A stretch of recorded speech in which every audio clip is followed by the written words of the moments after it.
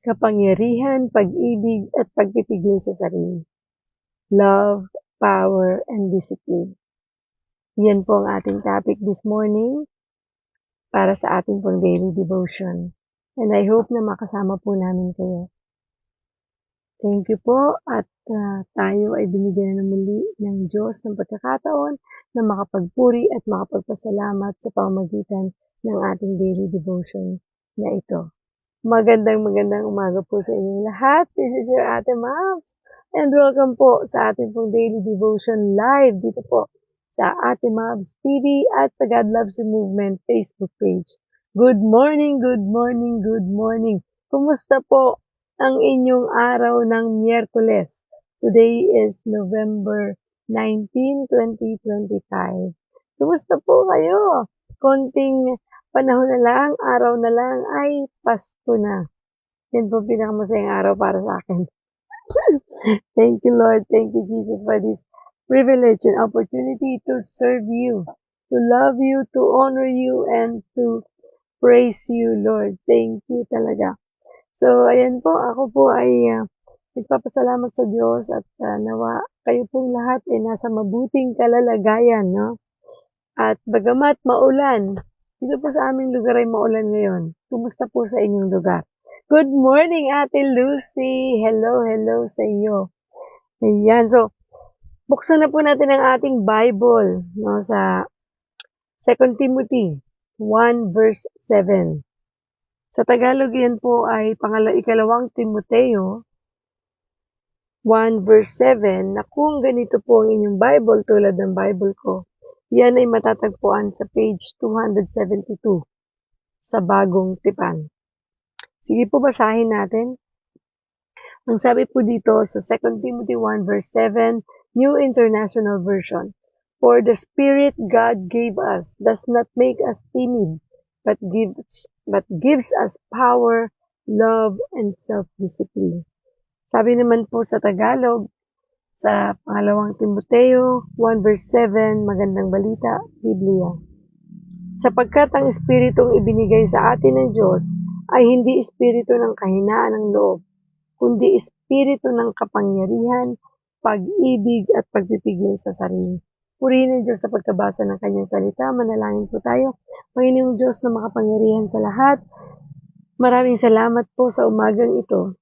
Kami po ay nagpupuri sa iyo, Panginoon, sapagkat binigyan mo kami ng pagkakataong muli na masilayan namin ang umagang ito at magbigay ng papuri at pasalamat sa iyo. Dinadakila ka namin, Panginoong Hesus. At nawa, O Diyos, ikaw lang ang maparangalan, madakila at maluwalhati sa mga sandaling ito. Salamat po sa pagkakataong ito, Panginoon. We love you, Lord Jesus, and give us the knowledge, the wisdom, and the understanding. At puspusin mo po kami, Panginoon, ng iyong pag-ibig at ng iyong banal na Espiritu. Pangunahan mo po kami, Panginoon. Ikaw po, nawa, O Diyos, ang siyang mangusap sa puso ng bawat isang makakapanood dito. Maraming salamat po. We love you, Lord. We praise you and we honor you. And we bring back all the glory and praises in Jesus' name. Amen and amen. Magandang umaga po sa inyong lahat. Good morning, good morning, good morning, and welcome po sa ating pong daily devotion live dito po sa ating Mabs TV at sa God Loves You Movement Facebook page. Good morning. Good morning din po sa mga nanonood dyan sa God Loves You Movement Facebook page. So muli po ang ating pong verse na pagninilayan ay kukunin natin sa 2 Timothy 1 verse 7.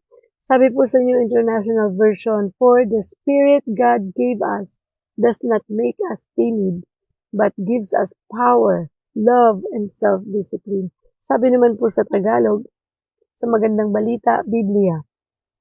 Sapagkat ang Espiritong ibinigay sa atin ng Diyos ay hindi Espiritu ng kahinaan ng loob, kundi Espiritu ng kapangyarihan, pag-ibig, at pagpipigil sa sarili. Hallelujah!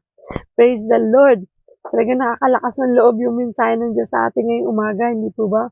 Sabi dito, hindi tayo binigyan ng Diyos ng kapangyarihan para panghinaan tayo ng loob, kundi tayo ay binigyan ng kapangyarihan, ng pag-ibig, ng lakas, ng pagpipigil sa sarili. diba, ng kapangyarihang mula sa banal na Espiritu.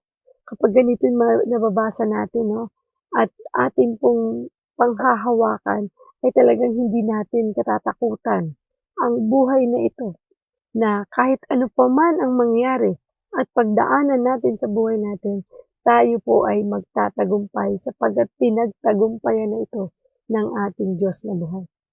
Hallelujah! So, ang title po ng ating pong devotion this morning ay Power, Love, and Discipline. Yan, kapangyarihan, pag-ibig, at pagpipigil sa sarili. Meron ba tayo ng mga ito? Sabi po dito, one of the miracles of salvation is that when we have faith in Christ, God not only saves us, He also gives us the power to live according to His will. Hindi lang tayo basta nakakilala sa Panginoon, hindi lang tayo basta naligtas ng Diyos, kundi binigyan niya tayo ng kapangyarihan ng naaayon sa kanyang kalooban. Diba? Yun yung salvation is a miracle na para sa ating lahat. How much more yung kanyang ibinigay sa atin, no? Nakapangyarihan, pag-ibig, at pagpipigil sa sarili. Your life or in my life in Christ is one that is empowered by the Holy Spirit living within you.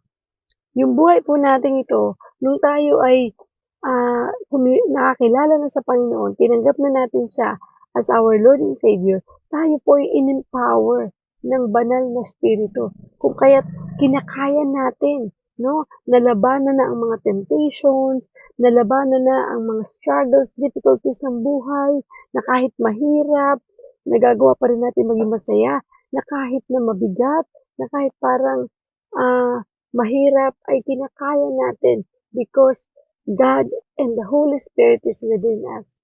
Di ba po, no? Talagang, alam niyo, pati yung pagbabago ng ating sarili, ng ating pag-uugali, ay kinaya natin. I mean, na-sustain, no? Hindi dahil magaling tayo, hindi dahil kinaya natin, but because the Holy Spirit is within us. Yun yung tumulong sa atin para mapagpatuloy natin yung pagbabago sa ating mga sarili. Kasi hindi po talaga madaling magbago, sa totoo lang. Kung tayo lang, pagbabasehan lang natin yung sarili natin, ay talaga pong magbabalik tayo sa dati natin pag-uugali eh. Ang dali-daling gawin nun eh.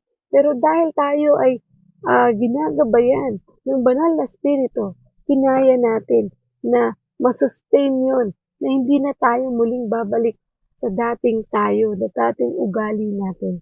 And this is a great gift, but a big shift. It often takes time to change how we think and act. It takes time talaga para magbago yung ating pananaw, yung ating pag-iisip, yung ating mga galaw. But it's a gift, but a shift. Diba? Parang, yes, regalo to ng Diyos sa atin. Pero ito ay isang shift na kung saan tayo ay talagang nagpaubaya. Hinayaan natin na ang banal na Espiritu ang siyang kumilos sa atin, sa buhay natin, para magkaroon ng shift, ng pagbabago. So, hindi po ito 360 degrees, no, kundi 180 lang. Kasi pag 360, bumabalik yon. So, 180, parang ganyan lang. Yung 360 kasi, parang bumabalik. So, 180. Para talikuran na talaga yan. Hindi po natin kayang gawin yan kung wala ang banal na Espiritu. And we may have bad habits that take hard work to correct, or patterns of thought that are challenging to break. Diba? Talagang napakarami nating bad habits na hindi madaling baguhin. At mga patterns ng mga thoughts natin na talagang challenging para putulin ito. Kasi na-imprint na yan dyan eh. Simula pa nung bata tayo. Simula pa nung tayo'y pinanganak sa mundong ito, minana natin yung kasalanan. At yung mga maling pag-iisip hanggang sa lumaki tayo ay nanatili sa ating isipan. Pero dahil sa pag-ibig ng Diyos at sa kapangyarihan ng banal na Espiritu, nagbago po ito eh. No? Napansin niyo po ba yan sa inyong mga sarili? At ang ibang tao na ang nakakapansin nito sa atin, yung nagkaroon ng paradigm shift, yung talagang pagbabago na parang hindi ka pani-paniwala na kinaya nating mabago yon. Not because of our own, but because of God's love and the Holy Spirit. Diba? Kaya nga amazing talaga ang kapangyarihan ng Panginoon. Imagine niyo ako, ang dami kong patotoong napanood, narinig, na mga dating drug addicts, dating mga mamamatay tao, mga magnanakaw, mabibigat na mga kasalanan, rapist, pero nagbago because of Jesus Christ. Di ba? Hindi po nila kaya yun. Maging yung mga dating LGBTQ, ngayon ay straight na sila. Dati po silang transgender, ngayon po talagang straight na. Alam na nila kung sino sila. Na, natagpuan na nila ang tunay nilang pagkatao dahil sa Panginoon. At yun ay hindi madaling baguhin. Meron po akong isang kilala na si Pastor Aris. Dati po siya talagang transgender. Babae na ang itsura niya. Talagang mahaba ang buhok, damit babae, itsurang babae. Pero ngayon, isa na po siyang pastor. Nagbago ba siya dahil sa sarili niya, dahil sa kakayahan niya? Hindi niya po yun kayang gawin on his own. Pero because of the love of God, because of the power of the Holy Spirit, kinaya niyang magbago. Nagbago siya. At ngayon ay isa na siyang lingkod ng Diyos. Nagpapastor na. Hallelujah! Diba? Kaya sabi ko, doon ko talaga makakita ng isang bagay na hindi kayang gawin yun ng tao. Hindi yun kayang gawin ng tayo lang. Iba ang kapangyarihan ng Diyos kapag kumilos sa atin at tayo ay tunay na sumuko sa Diyos at talagang nagpakumbaba, umamin sa ating mga kasalanan at sinabing hindi na natin to kaya, ay merong gagawin ng Diyos sa buhay natin na tunay na kakaiba. Isang bagay na sa mata ng tao imposible, pero sa Diyos posible ang lahat ng ito.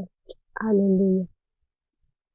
So thankfully, God promises to be with us and to empower us to make these changes in our life. Sobrang salamat talaga sa Diyos. Diba? Kung wala ang Panginoon, kung hindi siya namatay sa krus, hindi siya inilibing at pagkaraan ng 3 araw ay nabuhay na mag-uli, ano kaya tayo ngayon at sino kaya tayo ngayon at ano kaya nangyayari sa mga buhay natin? And when Paul is writing to his mentee, Timothy, he encourages him to continue to develop the gift that God has given to him. So yun yung laging pinapaalala ni Paul kay Timothy, kung mababasa po ninyo ang 1 and 2 Timothy, na lagi siyang pinapaalala na magpatuloy ka, na huwag kang titigil sa paglilingkod, huwag kang bibitaw sa iyong pananampalataya, kasi sa totoo lang po, hindi madali na sumunod sa Panginoon. Diba? Kasi sabi nga, being a Christian is hard. It's not only hard, but it is impossible. Imposible po talaga na kung nasumunod sa Panginoon. Pero dahil sa presensya niya, dahil sa kapangyarihan ng Banal na Espiritu, kinakaya natin. Di ba? Imagine mo, sobrang imposible. Unang imposibleng ipagawa ng Diyos sa atin, yung mahalin ang ating kapwa. Hindi lang yung ating kapwa, kundi mahalin ang ating kaaway. Hindi po madaling magmahal ng kaaway, promise. Ang mahalin ng Diyos, bagamat di natin siya nakikita, ay parang mas madali pang gawin kaysa mahalin yung kaaway. Di ba? Kasi punong-puno tayo ng pride eh. Yung pagpapakumbaba sa ating kapwa, hindi madaling gawin. Pero bakit natin ito nagagawa ngayon? Yung sobra na natin kayang intindihin ng ibang tao, unawain sila, magpakumbaba sa kanila, humingi ng tawad sa kanila, pag nagkakamali tayo. This is not because of us, but because of Jesus Christ and because of the Holy Spirit. Napakabuti ng Diyos, di ba ba? Para kayanin natin ang lahat ng ito. And while we are saved in an instant, it takes a lifetime to develop and work out what God is doing inside of us. Although yung pong pagtanggap natin sa Panginoon, di ba, pag katulad ng mga nangyari, pinatanggap tayo. sa Panginoon. On that very moment, tinanggap natin si Jesus Christ as our Lord and Savior. In an instant, tinanggap natin siya. Pero yung proseso ng pagbabagong buhay ay talaga pong hindi madali. It's a lifetime to develop. Kaya nga lahat tayo, work in progress pa.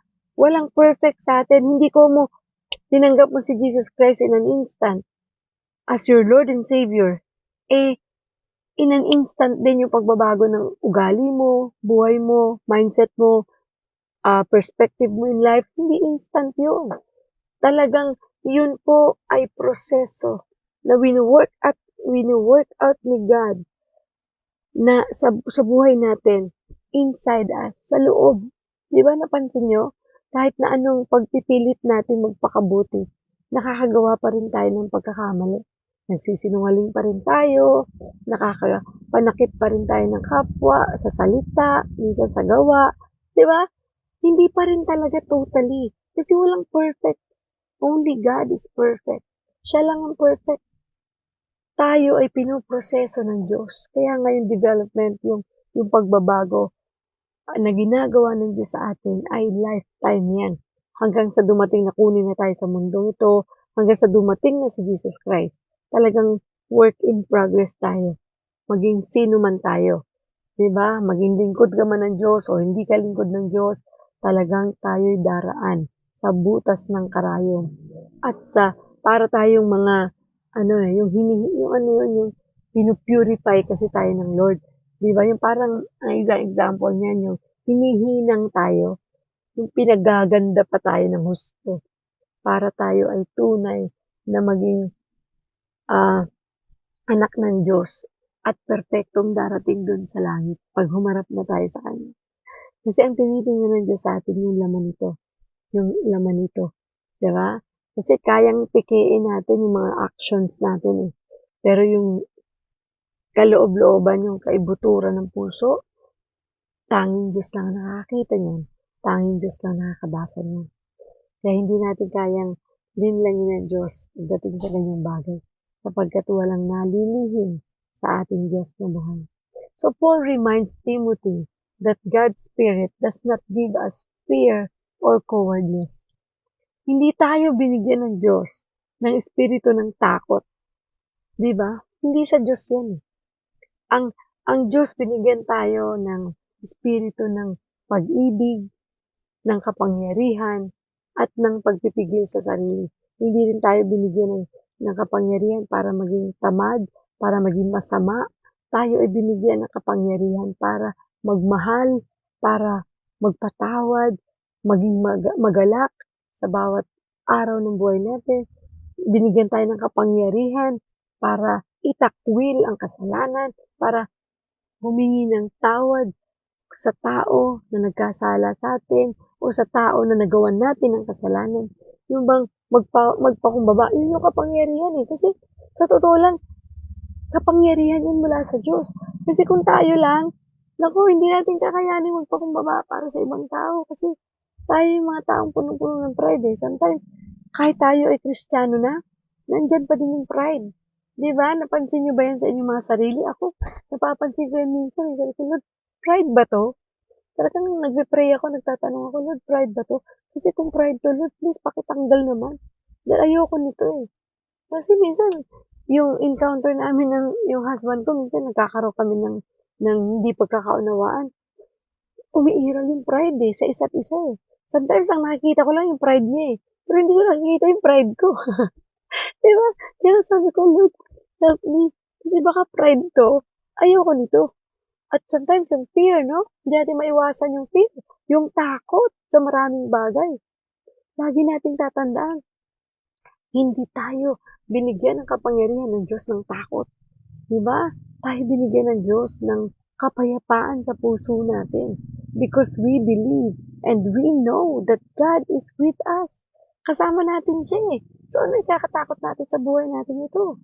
Bagamat hindi natin mapipigil ang mga nangyayari sa paligid natin because wala naman talaga tayong control diyan. Pero ang Diyos ang may hawak ng buhay natin at ng mga nangyayari sa paligid natin. Siya ang may control nito. Kaya nga, wala tayong dapat itatakot, di ba? Panghawakan natin ang kapangyarihang ibigay nila ng Diyos sa atin. At ang sabi pa niya dito,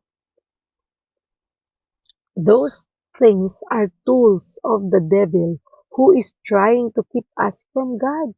Yang mga takot ay ang mga tools na ginagamit ng kaaway, ng devil, para tayo ay ilayo sa Panginoon.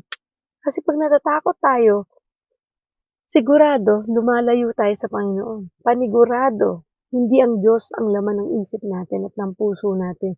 That time na natatakot tayo. Diba? Kasi hindi sa Diyos ang takot eh. So for sure, sa devil yan. Dalawa lang naman lagi yan eh. Either sa devil or kay God ka. Kanino ka? Diba? So pag natakot ka, mag-pray ka kagad. Makinig ka ng mga worship songs. Lumabas ka. Magbasa ka ng Bible. Kahit di mo naiintindihan. Kasi yun yung weapon naman natin. Diba? Kailangan natin yun para labanan natin ang mga gawa ng kaaway. Mga panlilin lang niya na wala nang ginawa kundi ilayo tayo sa Panginoon at ibalik sa Kanya. Kasi dati kaaway natin ang Diyos. Ngayon, kakampi na natin ang Diyos. Ang kaaway na natin ay si Satan. Dati kakampi natin si Satan nung tayo'y wala pa sa Panginoon eh. Kahit hindi natin napapansin yan, yung mga gawa natin, yung mga nangyayari sa buhay natin, kakampi natin siya. Kaaway natin ng Diyos. Pero ngayon, nung tinanggap natin si Jesus Christ as our Lord and Savior, ang kakampi na natin ay ang Panginoon at ang kaaway na natin ngayon ay si Satan. Kaya na nga nanggagalaiti siya eh. Ang gusto niya, maibalik niya tayo sa Kanya para makasama dun sa Kanyang kaharian sa impyerno. Actually, hindi niya kaharian eh. Sa impyerno. Para hindi siya mag-isa doon. Diba? So, ang gusto natin, tayo naman, na tayo nasa Panginoon na, ay maakay natin ang mga tao, mga mahal natin sa buhay, pabalik sa Panginoon, na sana ang Panginoon ang maging sentro ng buhay nila at kilalanin nila ang Diyos bilang si Jesus bilang Diyos at tunay nilang tagapagligtas. Nang sa ganun, ay masiguro na lahat tayo ay magkikita-kita sa langit pagdating ng panahon na babalik na si Jesus Christ. Diba po, no? Ang sarap ng ganung pakiramdam. Kaya huwag natin sarilinin ang magandang balita na meron tayo, na bitbit natin sa puso natin. At ang sabi pa dito, but the Spirit of God empowers us with confidence in Him. Yun eh. Bagamat tayo nililin lang ng kaaway, tayo ay confident na meron tayong Diyos at banal na Espiritu sa puso natin na ini-empower tayo araw-araw ng buhay natin, minuto ng buhay natin para tayo ay ingatan, tulungan at binigyan tayo ng kapangyarihan para pagtagumpayan ang buhay nito araw-araw. Sa totoo, pinagtagumpayan na yan ni Jesus Christ sa krus ng Kalbaryo. Pero tayo ay inalalayan ng banal na Espiritu, tinutulungan, binigyan ng kapangyarihan para pagtagumpayan natin yun. Kasi araw-araw ng buhay natin, punong-puno ng pagsubok, problema. Diba, hindi nawawala kahit nasa Panginoon na tayo. Pero ang good news doon, dahil nasa Panginoon na tayo, wala tayong dapat ikatakot. O sige, mangyari yan. Wala naman tayong control dyan eh. Sige, mangyari yung pagsubok, mangyari yung problema. Wala naman tayong magagawa doon eh. Talagang dadaanan natin yan. Kasi yan yung mga bagay na magpapatatag sa atin sa buhay natin ito para tumibay tayo sa ating pananampalataya at mas lalo tayong tumatag, di ba? Kasi kung wala yung mga yan, hindi tayo titibay. Napansin nyo? Sa dami ng pinagdaanan natin sa buhay natin ito, lalo tayong tumatatag, no? Lalo tayong kumakapit sa Diyos. At lalo tayong lumalalim sa ating pananampalataya. Kaya bukapit lang ha, huwag tayong bibitaw. Dahil ikaw ay binigyan ng kapangyarihan ng Diyos para pagtagumpayan mo ang lahat ng yan. And He gives us the power. The Holy Spirit gives us the power to live out the purposes of God in our life para itong ating mga purposes in life ay kayanin natin, di ba? Na ito ay mapagtagumpayan para ito'y magawa natin. Dahil sabi ko nga, hindi talaga natin kaya ng tayo lang kung hindi tayo magdedepende sa banal na spirito at sa Panginoon. Kasi ang hirap di ba? Ramdam niyo ba na ang buhay ay hindi madali? Ultimo ang bansang Pilipinas, na ating ginagalawa ng mundo ang Pilipinas na ito, na kung saan tayo naninirahan. Ang daming kaguluhang nangyayari na hindi natin ini-expect. Wala namang nag-isip na ito'y mangyayari sa atin. Maging iyan man ay natural calamities, maging yan man ay sa politika, lahat yan, hindi naman natin in-expect na mangyari. Hindi natin ginustong mangyari. So meaning, wala tayong control dyan. That's why wag tayong magpa-apekto. Diba? Kasi kung magpapa-apekto tayo at matatakot tayo sa mga nababalitaan natin, sa mga nangyayari sa paligid natin, tayo rin ang mahihirapan. Tayo rin ang hindi magiging masaya, hindi magiging kampante, hindi magiging payapa, di ba? Punong-puno ng alalahanin, at sigurado magiging dahilan pa yan ng pagkakasakit mo. Kaya ipagpasa Diyos na lang natin, ipanalangin natin, idulog natin sa Diyos, at isurrender natin sa Kanya. Hayaan natin ang Panginoon ang kumilos. Kasi siya naman ang may alam ng lahat-lahat ng nangyayari sa buhay natin. Yung kahapon, ngayon, at bukas natin, siya ang may alam. So why worry? Diba? Bakit ka mag-aalala? Bakit ka matatakot? Maraming tao ang inaatake ng anxiety because of what is happening. At yan pa ay mababasa mo, makikita mo, mapapanood mo sa social media, which is nakakalungkot kasi talagang ang tao naka-connect na lagi sa social media. Kaya tuloy, hindi man nanonood ng balita, pero lagi ka naman may hawak ng cellphone mo. So, napapanood mo lagi yung mga balita tungkol dito na siyang nagiging dahilan kung bakit tayo ay hindi na tayo ay walang kapayapaan, di ba? So, nakakalungkot po yun. Kaya, relax lang, ha? Huwag tayo masyado magpa-apekto. Kasi, ramdam ko yan sa mga tao sa Pilipinas. Comments pa lang sa mga posts. Kasi dumadaan din sa newsfeed ko, hindi ko maiwasan Makikita mo yung mga post ng tao, yung kanilang galit, yung sama ng loob nila. So, relax lang po tayo kasi tayong naapektuhan. Wala naman tayong kinalaman sa mga nangyayari yan. At wala tayong control dyan. Hindi natin yan kayang kontrolin. Kahit magkomento tayo dyan, kahit na hindi tayo makatulog sa gabi, kahit magsalita ka pa ng kahit ano patungkol dyan, hindi na po yan mababago. At hindi natin yan kayang baguhin. Ang Diyos lang ang may kapangyarihan na ayusin yan, baguhin yan. All we need to do is to trust the Lord and pray. Diba? Sabi nga, trust in the Lord with all your heart and lean not on your own understanding. Acknowledge, in all your ways, acknowledge Him and He will direct your path. Sabi sa Proverbs 3 verse 5 to 6.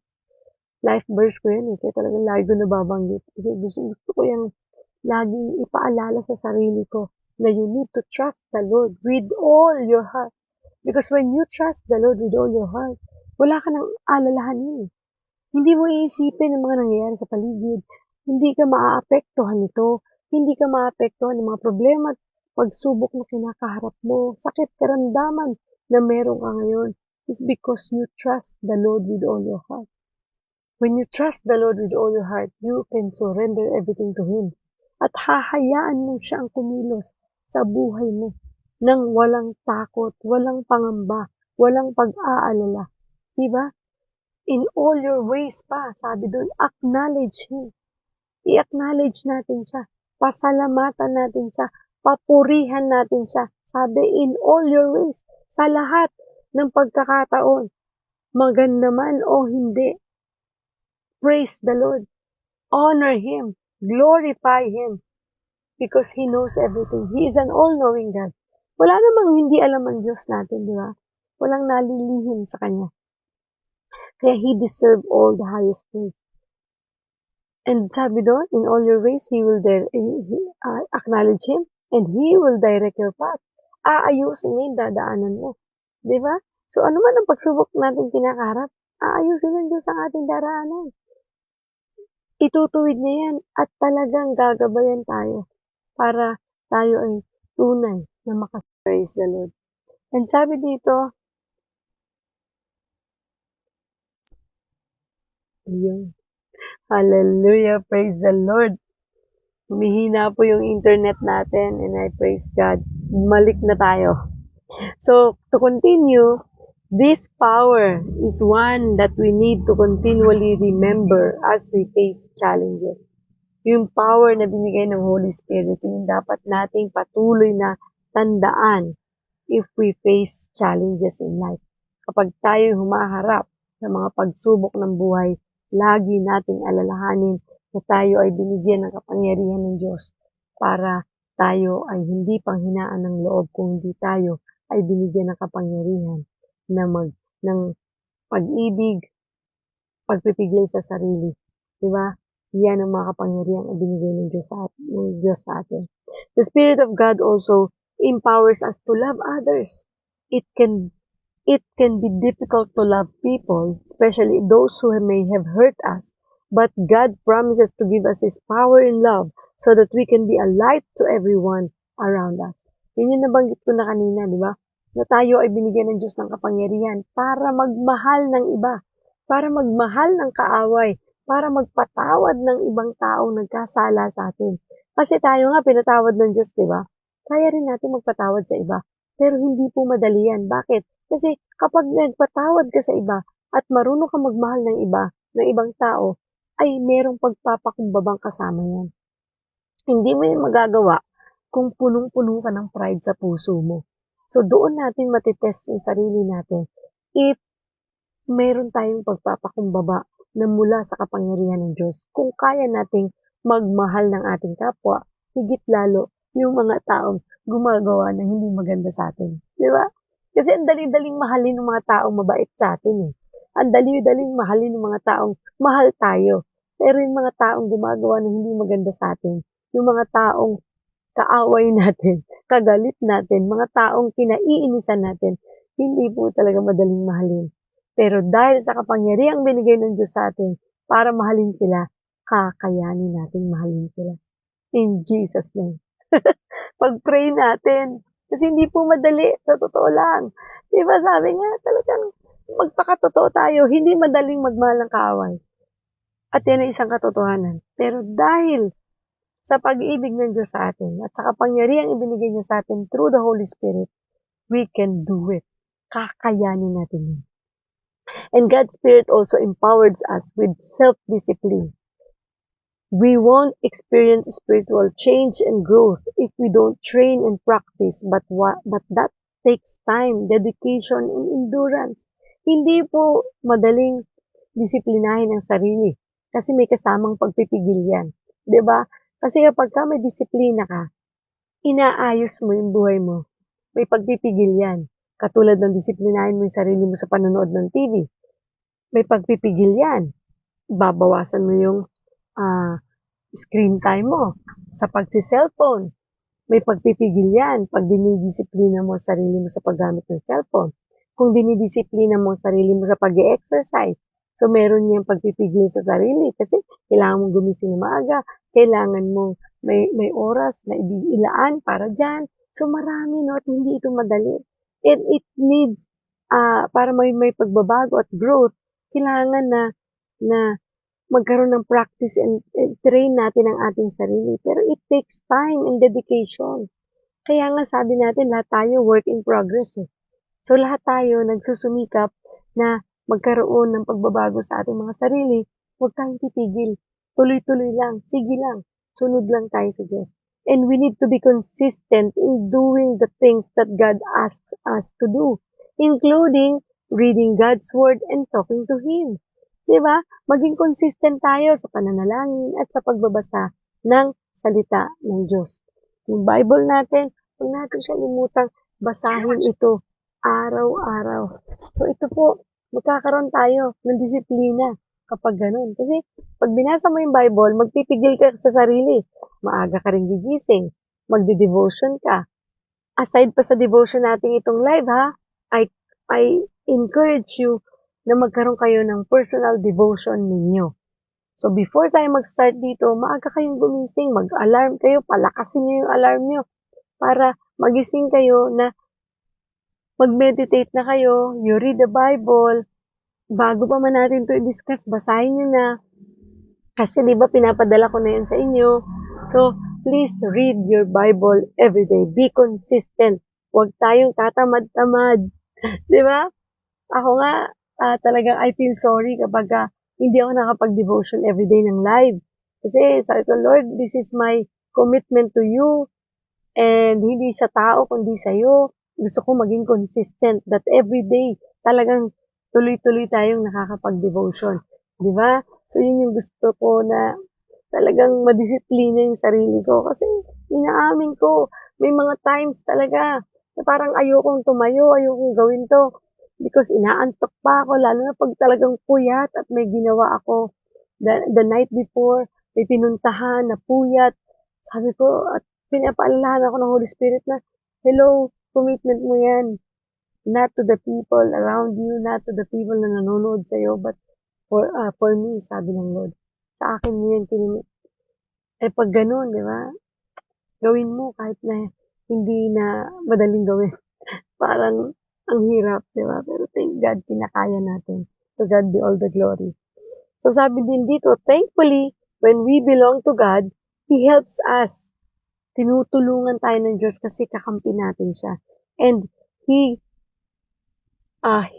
gives us the strength, stamina, and soundness of mind to build habits that help us become more like Him. Pinapalakas tayo ng Diyos. Kinakaya natin na pagtagumpayan ang buhay na ito because gusto ng Panginoon, dumating ang panahon na maging katulad niya tayo, maging Christ-like tayo sa ating pong pagdidisiplina sa buhay, sa pag-uugali natin, sa karakter natin, at kakayanin natin yun dahil tutulungan tayo ng Holy Spirit. So, take some time today to talk with God and ask Him to empower you by His Spirit toward confidence, love, and self-discipline. So, daanin natin sa panalangin. Hindi naman talaga natin to kaya kung tayo lang. Pero, dahil ang Panginoon ay tapat na sinasabi niya na tutulungan niya tayo, huwag tayong mahiyang humingi ng tulong sa Diyos. Sapagkat ang Diyos lang ang tunay na makakatulong sa atin. And consider how God is leading you to change the way you live. As you do that, remember that God doesn't give us fear. Inulit na naman ng Diyos. Hindi tayo binigyan ng Diyos ng takot. He fills us with love because He wants us to experience a confident relationship with Him. So, gusto ng Diyos na ma-develop natin at ma-experience natin yung confident relationship with Him. Pag sinabing confident, meron kang, anong tawag dito? Yung bang parang you surrendered everything na kasi. Kaya confident ka na lahat kaya niyang gawin for you. Wala na siyang hindi kayang gawin sa'yo. Dahil lahat ay posible sa Diyos. Di ba? Wala nang imposible. Lahat kayang gawin ng Panginoon.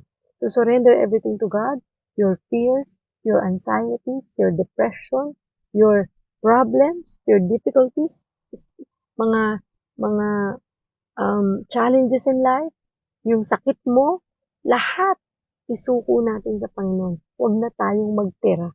Ibigay na natin lahat-lahat sa Kanya. Yun ang nais ng Panginoon sa atin.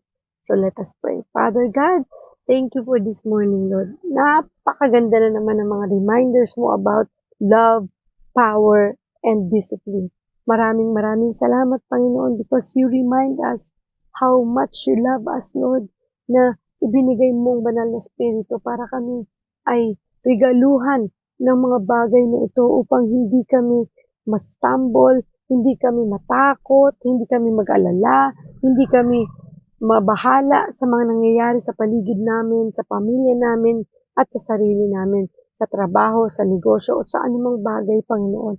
Maraming salamat for always being there for us, Lord, para maging matapang kaming harapin ang buhay na ito. Dahil alam namin, Lord, kasama ka namin sa laban ng buhay na to. Alam namin, Panginoon, na sa kahit na anong pagkakataon. Hindi mo kami iniiwan at hindi mo kami pababayaan. Maraming salamat for your love, Lord, for your mercy, for your goodness, for your faithfulness, and for your kindness, and for your grace. Tunay, O Diyos, na buhay ka. Kilala mo kami at alam mo ang aming kahinaan. Alam mo, Panginoon, ang mga bagay na hindi namin kayang gawin. Ikaw ang magpapalakas sa amin. Ikaw ang magbibigay ng pag-asa sa amin para pagtagumpayan namin ang buhay na ito.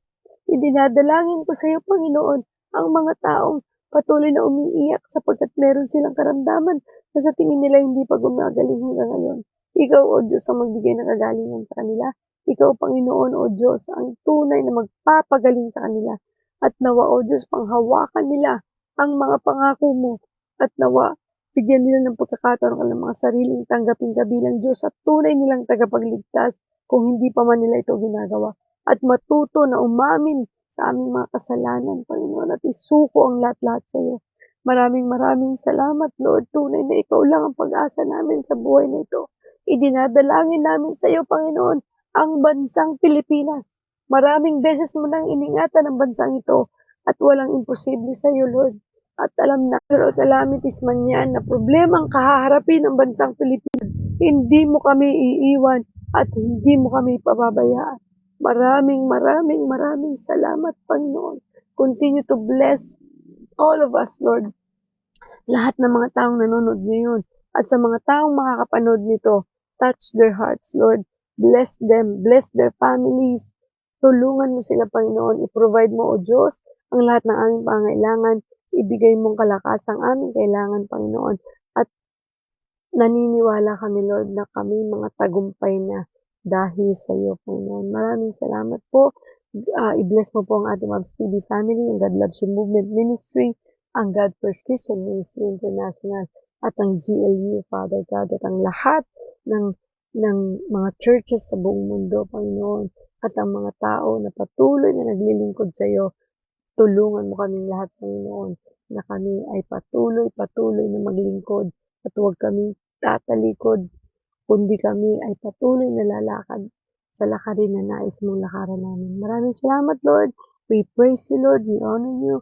At gusto lang namin ibalik ang pinakamataas na papurit pagsamba sa iyong dakilang pangalan. In Jesus' name we pray.